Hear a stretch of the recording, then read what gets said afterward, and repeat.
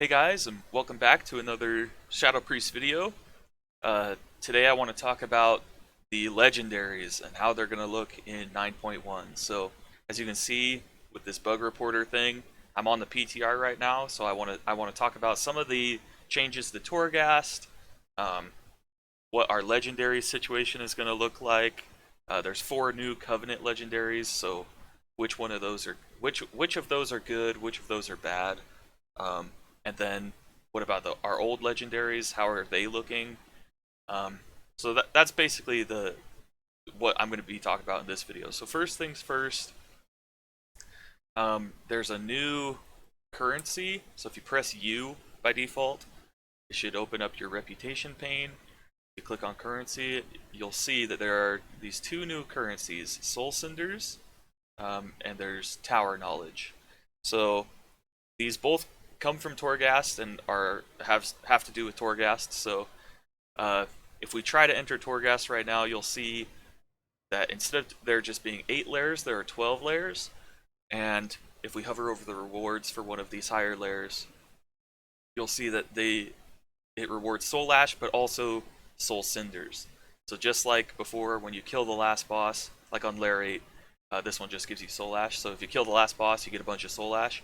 The same is true with layers 9 through 12, except you also get these Soul Cinders. So what do the Soul Cinders do, you might ask?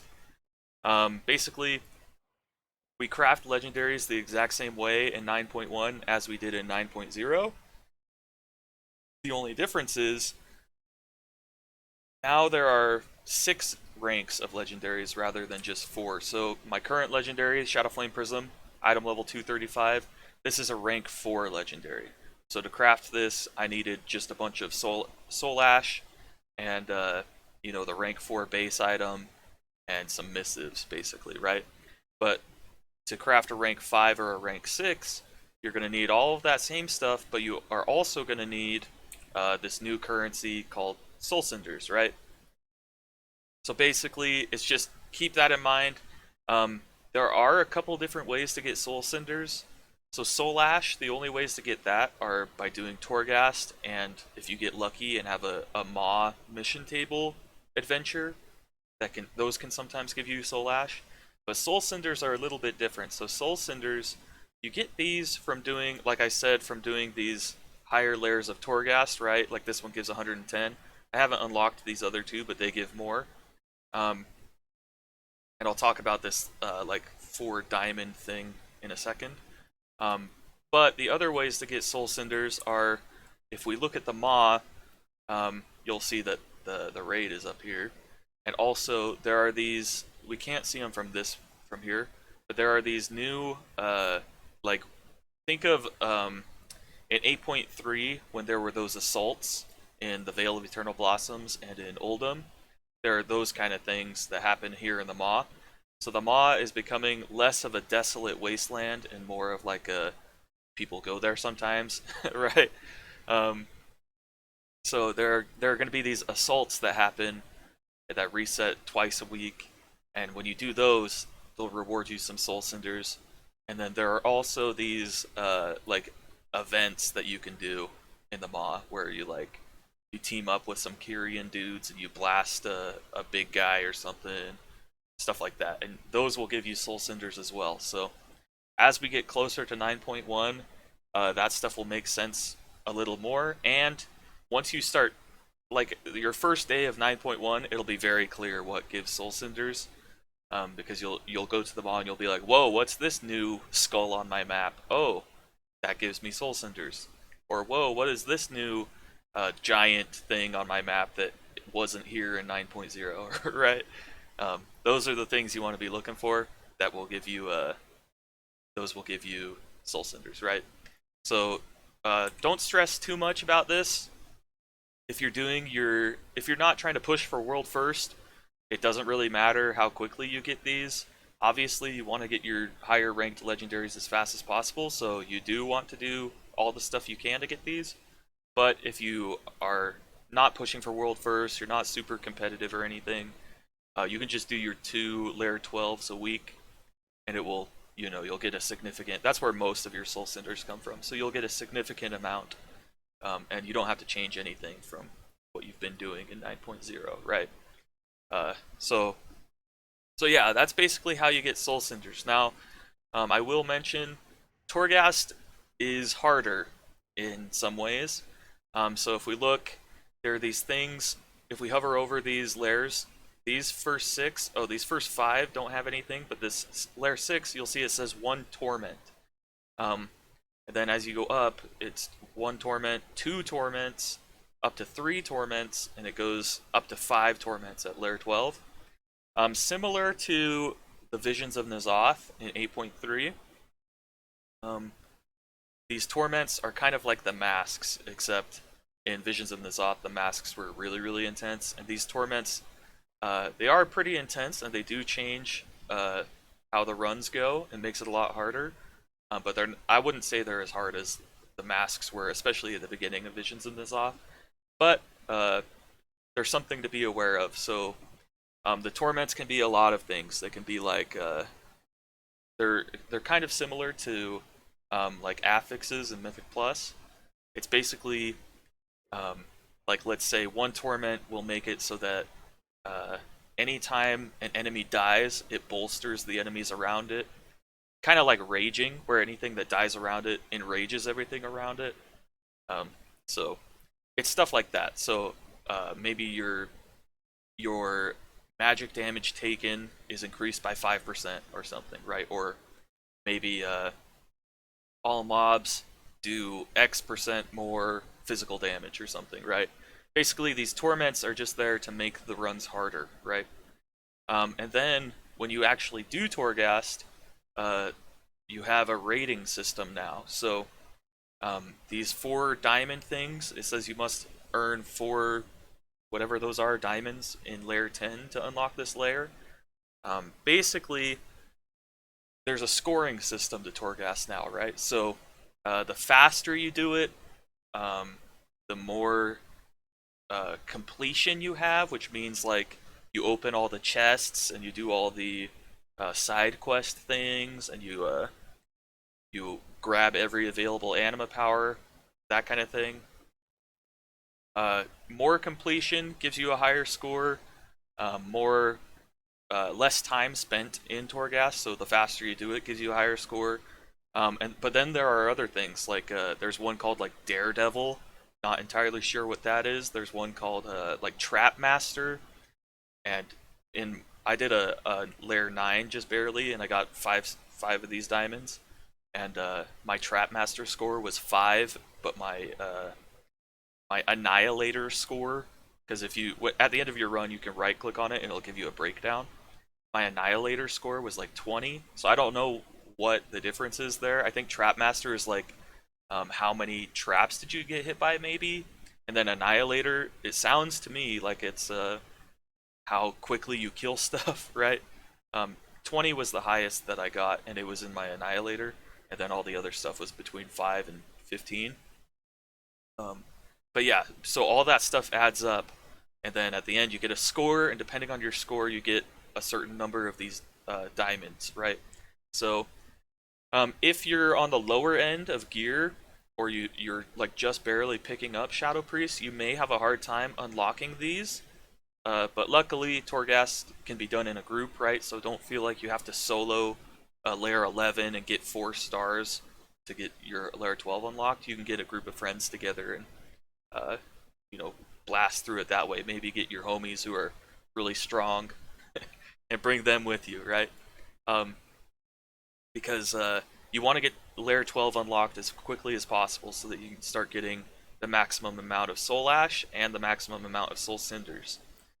Okay, and then the other thing I want to mention about Soul Ash specifically is that in 9.1 they're adding an account-bound item where you can transfer Soul Ash between characters.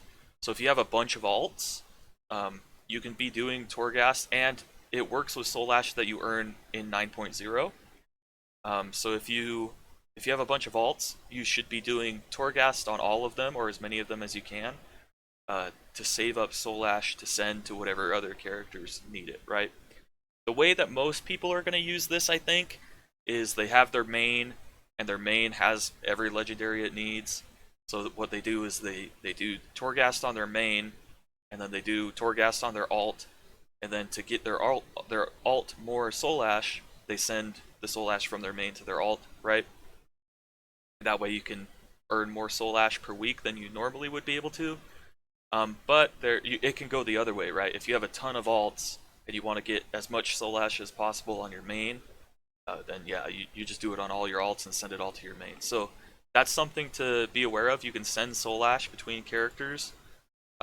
It's account bound. So okay, so that's the new currency, and now we'll talk about the new. Those are the changes to Torghast, and now we'll talk about the new legendaries, right? So there have been some changes to our old legendaries. Talbadar's Stratagem got a bit of a nerf.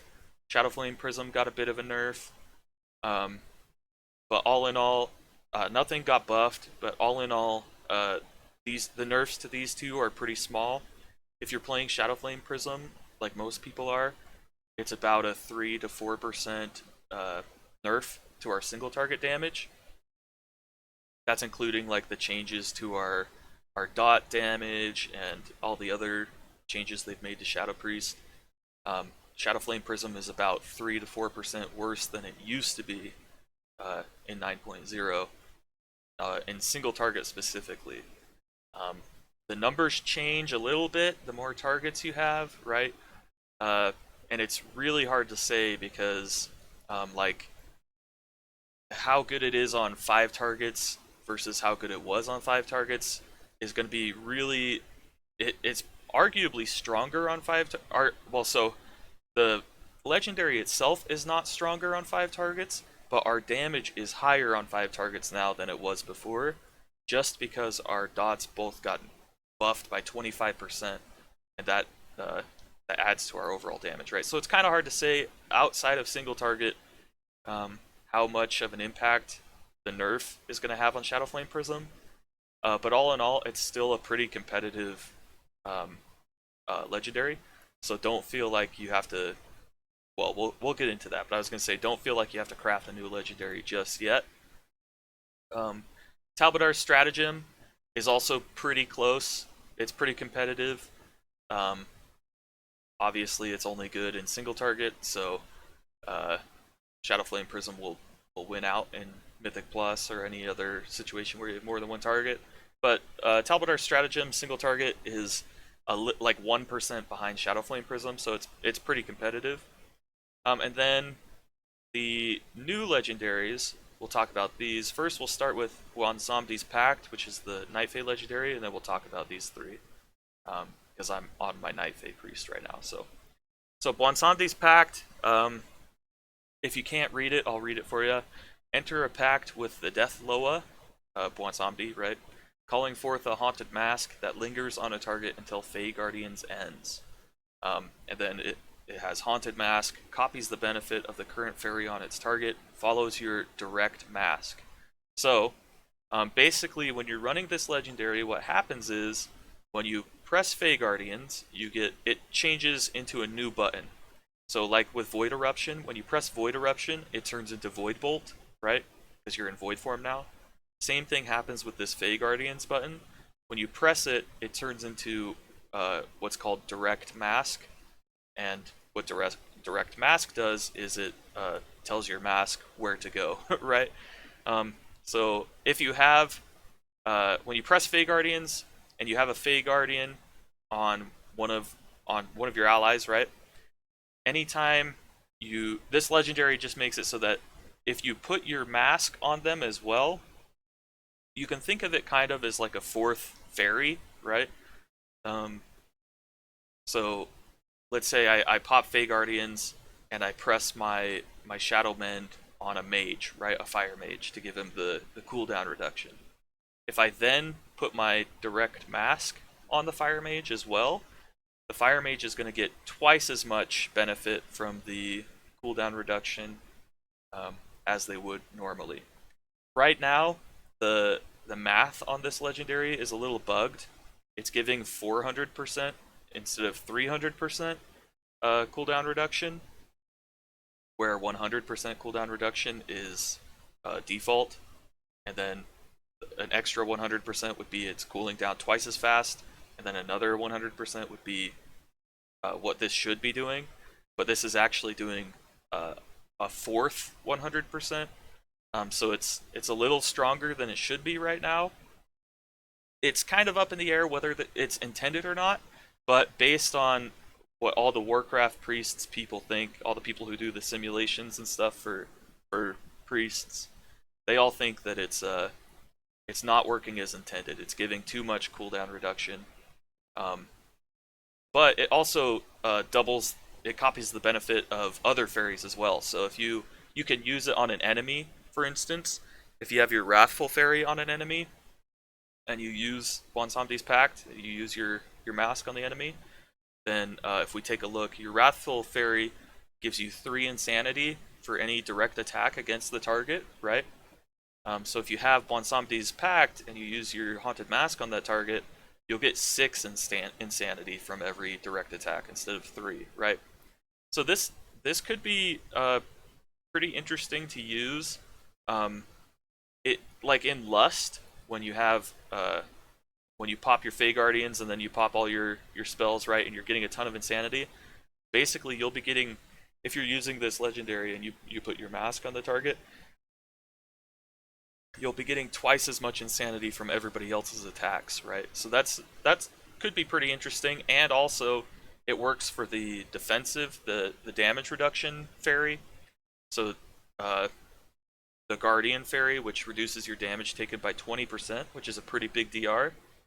Instead, it'll be 40%. So that's huge. I mean, if you have that and you also have dispersion running, you're basically it's a huge amount of damage reduction.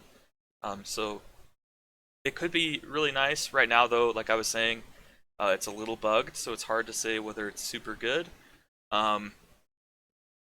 There are some situations where it might be really, really nice, like in Mythic Plus, if you can get more Void Form reduction, so you have a Void Form basically on the same cooldown as Combust, that would be pretty nice. You could Void Form almost every pack, right? So that could be a cool use of it. But currently, in the 9.1 PTR sims, Shadowflame Prism is still beating Bonsomdi's Pact. And Bonsomdi's Pact, none of the Covenant legendaries, I'll just say this up front, none of the Covenant legendaries are way, way, way better than any of our old legendaries, except for Pallet Command, but that one's got a lot of bugs, and I'll talk about that in a second. But yeah, so Bonsomdi's Pact, there is potential for this to be pretty good, and there are some really, really niche situations, right? Niche, I don't know. Niche situations where could be really, really good, but for now, I wouldn't craft it, because I'm just going to stick with Shadowflame Prism for now, because it's still rocking pretty strong. So next, the Venthyr Covenant ability, Shadow Word Manipulation is what it's called. It's not the Covenant ability, Covenant Legendary. Mind Games lasts an additional 3 seconds and reverses an additional 10% damage or healing. When Mind Games can no longer reverse healing or damage, gain 3% critical strike for each second remaining for 10 seconds, right? So I could see this having some cool situations where it's really good. The only problem is you have to be Venthyr to use this, and the Venthyr Covenant ability is only good for single target. But basically, the cool thing about this legendary is that if you use it on like a boss, let's say, right before they do a really, really big damaging ability or something, it's going to heal everybody for a lot, and then it's going to give you, if you use it like immediately, it can give you a lot of critical strike, like 30-40%, something like that. So it's similar to a Soul Letting Ruby, where like right now I've got 10% crit. When I use my Soul Letting Ruby and I get the most value out of it, I get up to about 44% crit. This would have like similar effects. I'd be around a little more than that, probably close to 45 or 50% when I use this. That's if you use it like right before something big happens that uh, gets rid of all this, that fills the reversing uh, quota or whatever, right? It can reverse up to X amount of damage, right? If you can fill that really quickly, then you'll get a lot of crit for a long time. Um, well, a lot of crit for 10 seconds, right? So it could be pretty nice, but right now, uh, it's not it's not great, right? So mostly because you have to be Venthyr to use it, but also because critical strike is like our second worst secondary stat, so it's not great for us. So yeah, Shadow Word manipulation could be cool, might have some cool use cases, but typically uh, not a huge upgrade, right? So the Night Fae and the Venthyr Covenant Legendaries are kind of meh, right? Next, we've got Sphere's Harmony, which is the Kyrian Covenant Legendary. Um, it says Boon of the Ascended's cooldown is reduced by 2 seconds, up to 60 seconds, for each stack of Boon of the Ascended consumed by Ascended Eruption. So basically, what this one does is when you use your Covenant ability, every time you cast Boon of the Ascended, um, for each stack of it that you have, when it goes off and you do the big eruption thing, it's going to reduce the cooldown of Boon of the Ascended by 2 seconds per stack, right? So basically what it means is that you're going to get more uses of your Covenant ability. Um, this one is kind of not great as well, mostly because you have to be Kyrian to use it, and Kyrian has really bad soul binds, but also because Boon of the Ascended isn't great damage wise. Like, you're better off just being Night Fae and getting more Void Forms, right? But at the same time, it's very similar to Fae Guardians in that it just means you can do one of your big damage cooldowns more often, right? So Void Form is typically a minute and a half cooldown, but if you use Fae Guardians, it's shorter, right? Which means you get more Fae Guardians. Same thing with this Kyrian Legendary. Uh, you get more Boon of the Ascended. So, right? So, if you're Kyrian, this Legendary is okay. It's still being beat by Shadow Flame Prism, though, for Kyrians. So, depending on if they change anything, like if it reduces it by 3 seconds instead of 2 seconds or something, I don't know what they would have to change to make it stronger, but uh, it's okay, but it's, again, not the best Legendary, right? So, okay, and then we'll go on to Pallet Command. This is the Necrolord Legendary, and this one really threw a lot of people for a loop. So, first, I just want to say it's really, really buggy right now. There's a lot of different things that are going on with this Legendary that the Warcraft Priests team isn't sure if they're intended or if they're bugs or what the deal is, right? Um, but there are some that they can say for sure are bugs, right? So I'll just explain. Pallet Command, casting Unholy Nova, which is the Necrolord Covenant ability, summons a Rattling Mage that gains 2% additional damage and healing each time an enemy is affected by Unholy Transfusion. Oh, each time an enemy affected by Unholy Transfusion is damaged by an ally, up to 100%. The Rattling Mage serves you for 20 seconds, blasting your target for shadow damage, right? 704, this says, but it changes, right? So, uh, there are some weird things going on here. So, first off, the wording of this tooltip is not great, right? It says, anytime an enemy affected by Unholy Transfusion is damaged by an ally. So, the question is, does that mean if I hit the enemy affected by it, does it still get the damage increase, or is it only if somebody else hits it, right? Because we're on the same team, right? Do you yourself count as an ally, right? Is a question. And then on top of that, it's got some weird ramping problems. Like right now, It doesn't start at 0% and go up to 100% like it says right here. It starts at 40 and it ramps up to 80, which is pretty obviously a bug, right? Because it says it should go up to 100. Um, and then yeah, so there are a lot of other issues like um, sometimes the mage doesn't get like any it doesn't ramp at all, or like there are some other weird issues that go on with this legendary.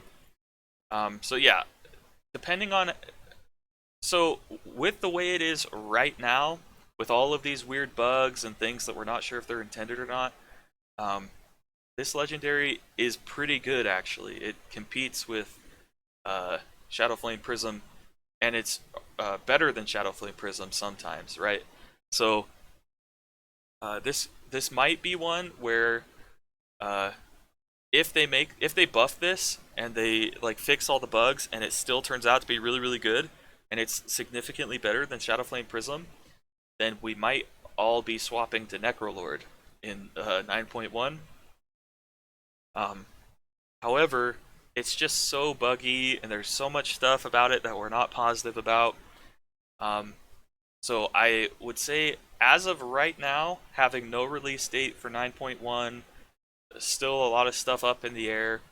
I would say do not swap to Necrolord, um, and do not worry about crafting any new legendaries yet.